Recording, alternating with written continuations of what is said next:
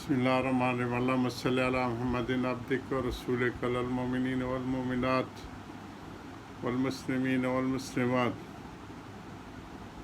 فضائل صبر سے آج ہماری 19ویں نشست ہے۔ 19ویں صفحے سے ہم لوگ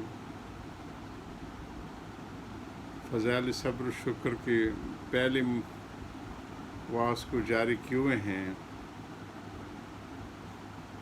حضرت نے 3 حالتیں بتائی ہیں: مرض جو نفس کے اندر آتی ہے، یا اسی طرح آفاق میں جو آتی ہیں، زمینیں میں زلزلے آتے ہیں، سمندروں میں سونامی آتی ہیں،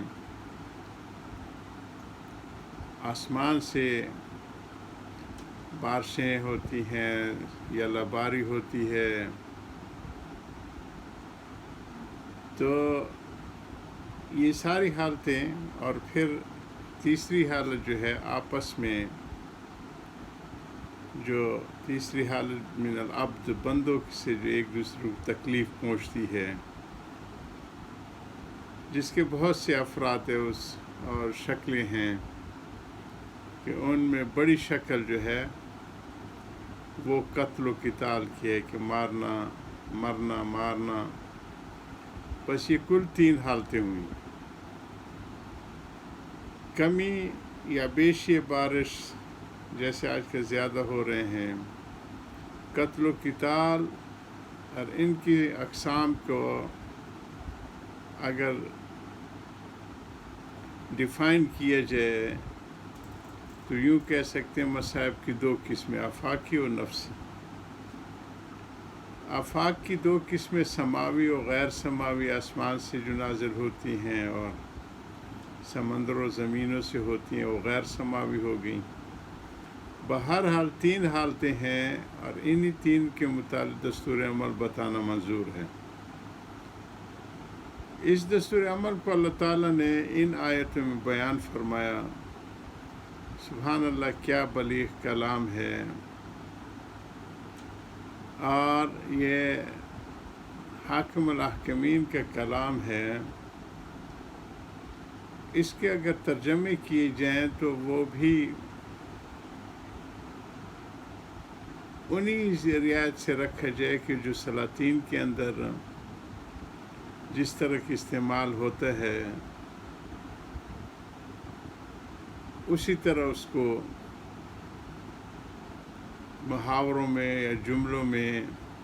پر یہ دیکھ لیے کہ ٹھیٹھ اردو کے محاورات کو لوگ پسند کرتے ہیں، اس لیے محاورے کے ایسے پیچھے پڑے کہ قرآن کو جو اصلی مذاق تھا اس سے بہت دور ہو گئے۔ یعنی قرآن کا اصلی مذاق تو خالق حاکم الحاکمین، بادشاہوں کے خالق کا ہے۔ اس سے ہٹ کے جو آج کل ترجمے ہو رہے ہیں وہ اصلی مذاق سے ہٹ کے بہت سے دور ہو گیا۔ حقیقت میں غرض دنیاوی بہت بری بلا ہے۔ یہ جو اپنی دنیاوی غرض سے کیا جاتا ہے تو یہ بری بلا ہے جی، خاص طور پہ دینی امور میں۔ چو غرض آمد ہنر پوشیدہ شد، صد حجاب از دل بسوئے دیدہ شد۔ جب غرض درمیان میں آ گئی تو ہنر اور کمال پوشیدہ ہو جاتے، اور دل آنکھوں تک 100 پردے پڑ جاتے ہیں۔ جب قاضی کا دل رشوت لینے کے لیے چاہے، چوں دہد قاضی بدل رشوت قرار، کہ شناست ظلم از مظلوم راز۔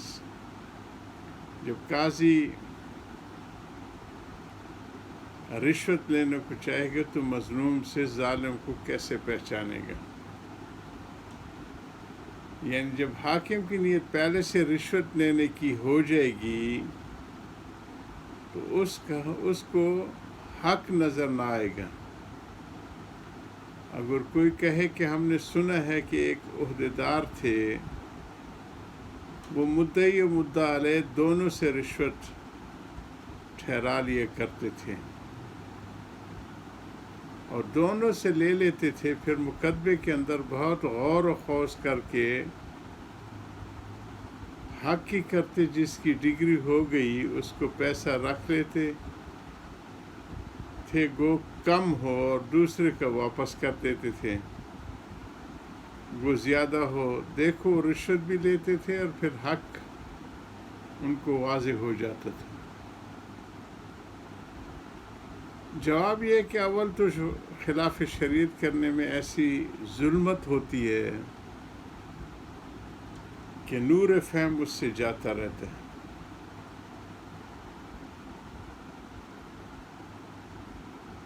تو یہ ضروری نہیں کہ جو کچھ فیصلہ کرتے ہیں وہ حق ہی ہو، دوسرے اگر غور کیا جائے تو وہ اس غرض میں بھی ایک گناہ بے غرضی ہے۔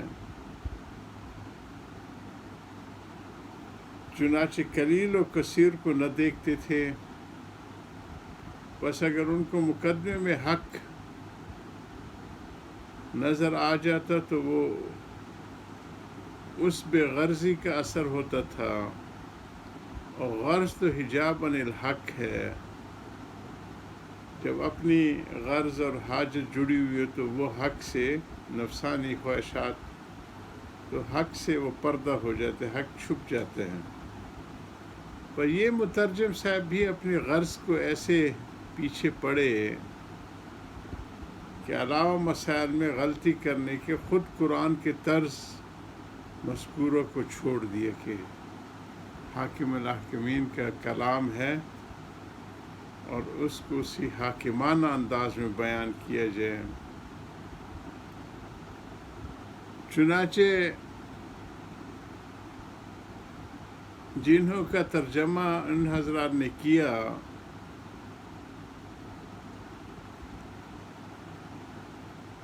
ہے کہ ٹامک ٹوئے مارا کرتے تھے،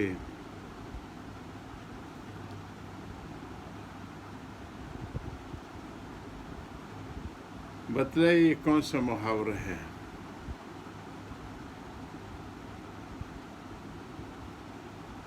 یا موہون کا ترجمہ اس نے کیا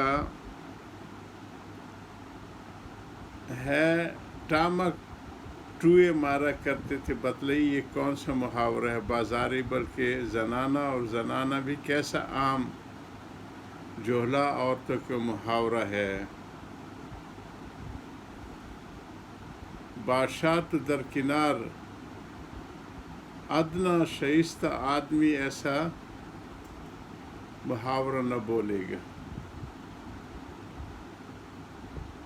چنانچہ اس ترجمہ کے دیکھنے سے پہلے میں نے بھی یہ لفظ کہیں نہیں سنے،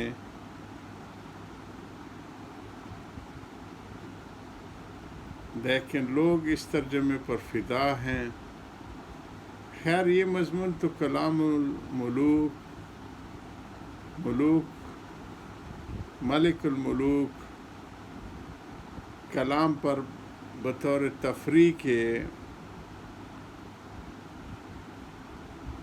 بیان کر دیا ہے، کہ اس کی شاخ کے طور پہ بیان کر دیا کہ لوگ اپنے طور پہ ترجمے کرتے ہیں اور کہیں سے کہاں نکل جاتے ہیں۔ ترجمے میں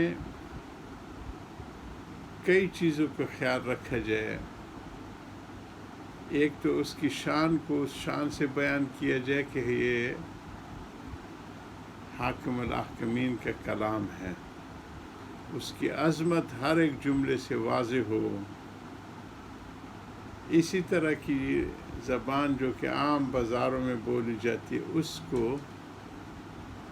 اس سے پرہیز کیا جائے۔ حضرت کی ان باتوں کو جاری رکھیں۔ اللہم اجعلنی صبورا واجعلنی شکورا واجعلنی فی عینی صغیرا فی اعین الناس کبیرا، یا رب صلی وسلم دائما ابدا علی حبیبک خیر خلق کلہم